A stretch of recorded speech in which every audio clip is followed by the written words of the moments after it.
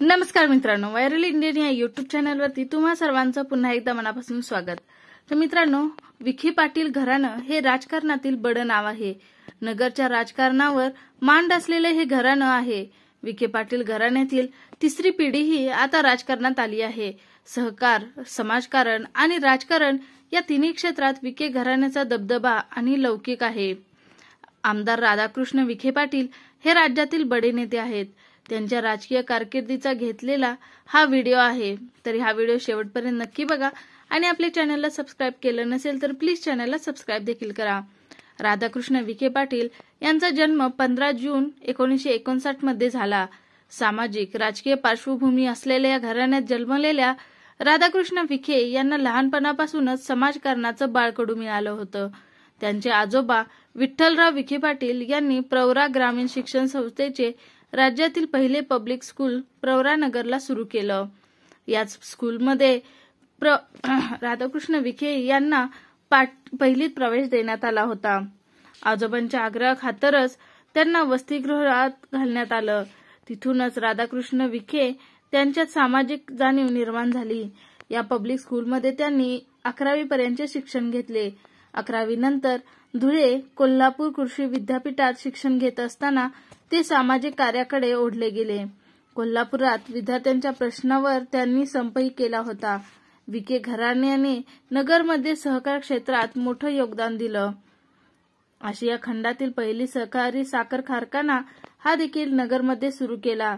त्यांचे आजोबा विठ्ठलराव विखे पाटील यांनी सुरू केला। सहकार, समाजकारण आणि राजकारणात विखे पाटील घराण्याचं मोठं योगदान देखील आहे।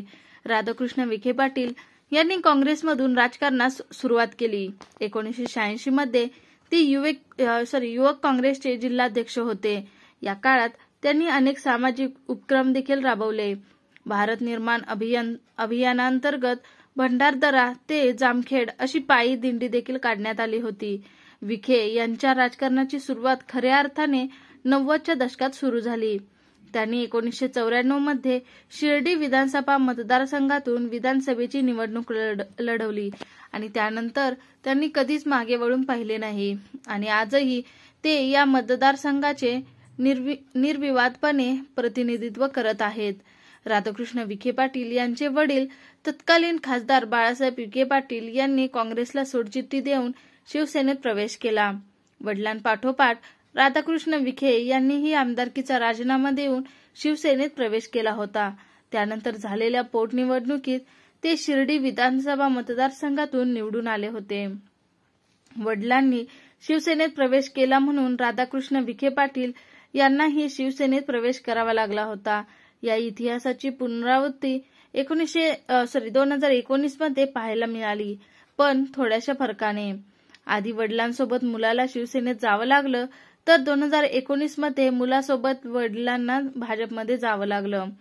2019 मध्ये राधाकृष्ण विखे पाटील यांचे चिरंजीव सुजय विखे पाटील यांनी भाजपमध्ये प्रवेश केला आणि त्यामुळे राज्याचे विरोधी पक्षनेते असतानाही विरोधी पक्षनेते पदाचा राजीनामा देऊन आणि काँग्रेसला सोडचिठ्ठी देत राधाकृष्ण विखे यांनी मुलासोबत भाजपमध्ये प्रवेश केला होता।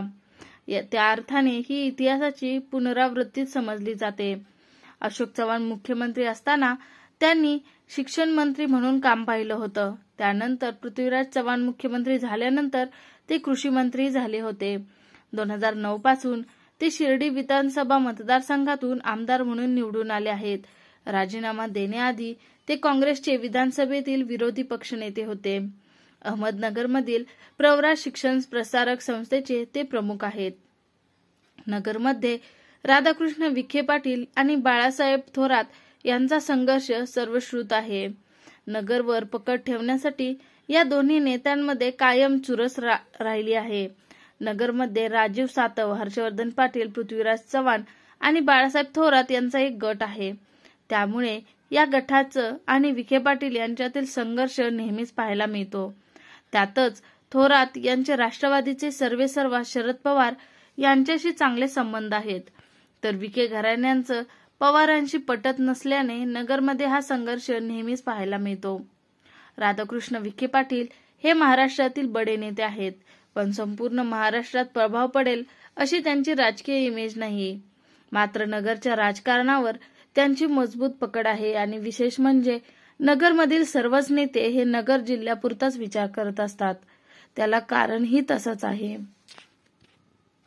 नगर हा जिल्ह्यातील सर्वात मोठा जिल्हा आहे. नगर हा राज्यातील सर्वात मोठा जिल्हा आहे. या जिल्ह्यात एकूण 12 विधानसभा मतदारसंघ आहेत. त्यामुळे 12 आमदारांची बेगमी करून राज्याच्या राजकारणात उपद्रवमूल्य निर्माण करण्याचा प्रत्येक नेत्याचा प्रयत्न असतो.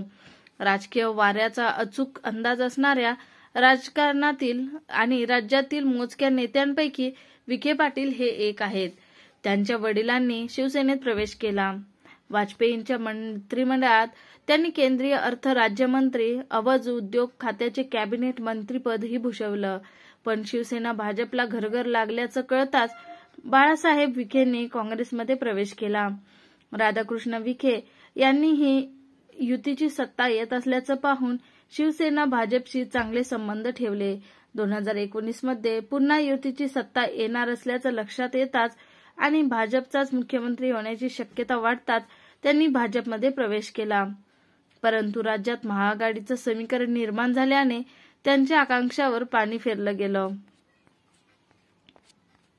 तर मित्रांनो, ही होती राधाकृष्ण विखे पाटील यांच्याबद्दलची माहिती. तुम्हाला हा व्हिडिओ कसा वाटला हे नक्की कमेंटमध्ये सांगा. तसेच चॅनलला सबस्क्राईब केलं नसेल तर चॅनलला सबस्क्राईब करावं. अशाच इंटरेस्टिंग व्हिडिओसाठी व्हायरल इंडियन